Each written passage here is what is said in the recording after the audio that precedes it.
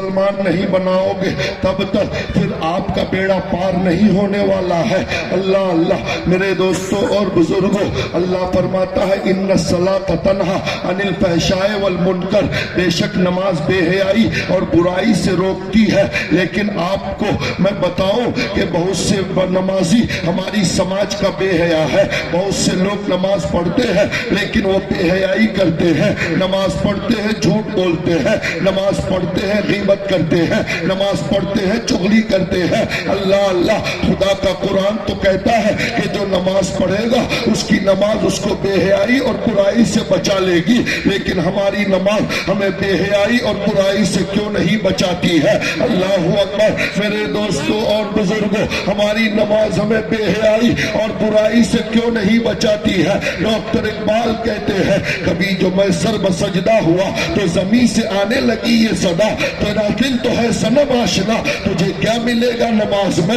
اللہ اللہ، doctor Iqbal نے کہا اے اقبال تو اپنا سر جھکاتا ہے میری بارگاہ میں، زمین سے آواز آتی ہے کہ تجھے نماز میں کچھ نہیں ملے گا، اس لیے کہ تیرے دل میں صنم ہے، تیرے دل میں بت ہے۔ اللہ اللہ، آپ کہو گے کہ مسلمان کے دل میں بت کہاں سے آ گیا؟ بت تو مندروں میں ہوتا ہے، بت تو پتھر کا ہوتا ہے، مسلمان کے سینے میں کہاں سے آیا؟ نمازی کے سینے میں بت کہاں سے آیا؟ تو آپ سنیے، بت صرف وہ نہیں جو پتھر کا ہے جو مندروں میں رکھا رہتا ہے، بلکہ اس سے بھی بڑا بت مسلمان کے سینے میں ہوتا ہے۔ اللہ کے نبی فرماتے ہیں اس بت کا نام جو مسلمان کے سینے میں ہے وہ چغلی کا بت ہے، وہ غیبت کا بت ہے، وہ رشوت کا بت ہے، وہ برائی کا بت ہے، ماں باپ کی نافرمانی کا بت ہے، وہ جھوٹ اور بے ایمانی کا بت ہے۔ اللہ اللہ، اے میری قوم کے لوگوں، ان بتوں کو سینوں میں رکھ کر جب تم خدا کی بارگاہ میں سجدہ کرو گے تو وہ سجدہ تمہیں برائی سے بھی نہیں بچائے گا، جنت میں بھی نہیں لے جائے گا۔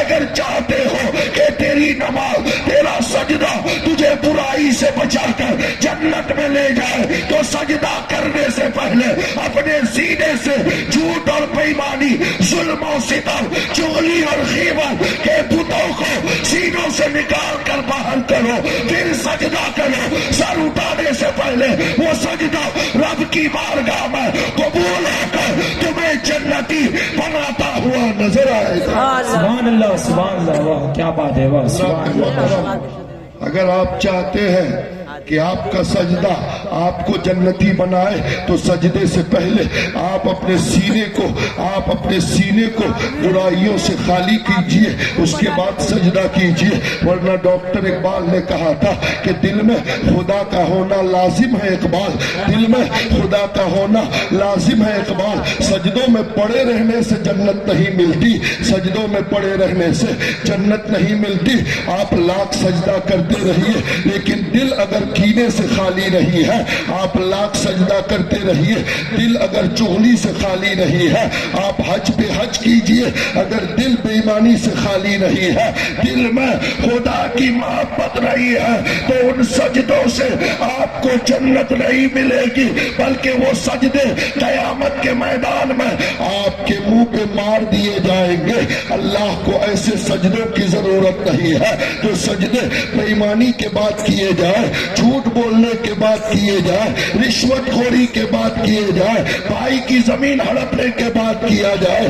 اللہ اکبر، اگر آپ چاہتے ہیں کہ آپ کا سجدہ صاف ستھرا ہو کر خدا کی بارگاہ میں پہنچے تو اپنے دل کو صاف کیجئے، پھر سجدہ کیجئے۔ ادھر سر نہیں اٹھائیں گے کہ ادھر سجدہ رب کی بارگاہ میں قبول ہوتا ہوا نظر آئے گا۔ لیکن افسوس کی بات یہ ہے کہ آج ہم اہل سنت والجماعت، ہم سنیوں نے اہل سنت کو بہت ہی کنڈیشن میں، باؤنڈری کے اندر قید کر دیا ہے۔ ہم سمجھتے ہیں کہ مزار پہ چادر چڑھا دینا کافی ہے، ہم سمجھتے ہیں عرس کر لینا ہمارے جنت میں جانے کے لیے کافی ہے، ہم سمجھتے ہیں کہ پیر صاحب کا ہاتھ پیر چوم لینا جنت میں جانے کے لیے کافی ہے۔ نماز پڑھو یا نہ پڑھو، روزہ رکھو نہ رکھو، عبادت کرو نہ کرو، حلال و حرام کی تمیز کرو نہ کرو، صرف چادر چڑھا دو بیڑا پار ہو جائے گا۔ نہیں نہیں مسلمانوں، میں آپ سے یہ کہنا چاہتا ہوں کہ غریب نواز کے روزے پہ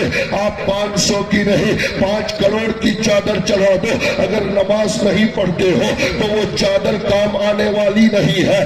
اور میں آپ سے کہنا چاہتا ہوں، یہ پیغام دینا چاہتا ہوں کہ آپ مزارات پہ چادریں چڑھانے کے بجائے اللہ کے ان ولیوں کے نام سے غریبوں کی مدد کیجیے۔ چادر چڑھانا ضروری نہیں ہے۔ ہم یہ سمجھتے ہیں کہ جب تک چادر نہیں چڑھائیں گے تب تک ہم سنی نہیں بنیں گے۔ نہیں، سنی بننے کی علامت چادر چڑھانا نہیں ہے، سنی ہونے کی علامت مدینے والے مصطفیٰ سے بے پناہ محبت کرنا ہے۔ حضرات محترم، اللہ والوں سے محبت کا مطلب یہ نہیں کہ صرف چادر چڑھا دی جائے۔ آج ہم سنیوں کا حال یہ ہے کہ ہم نے 500 کی چادر چڑھا دی۔ اگر آپ نے منت مانا ہے تو میں آپ کو بتاؤں، میری ماں بہنیں پردے کے اندر سے سن رہی ہے، اور مرد منتیں کم مانتا ہے، عورتیں منت ماننے میں ایکسپرٹ ہیں۔ کچھ بھی ہوا عورتوں نے منت مانا، یا اللہ میرا بیٹا ہوگا تو اونٹ ذبح کر کے تیرے راستے میں کھانا کھلاؤں گی، میرا فلاں کام ہوگا تو گائے ذبح بکری ذبح کروں گی۔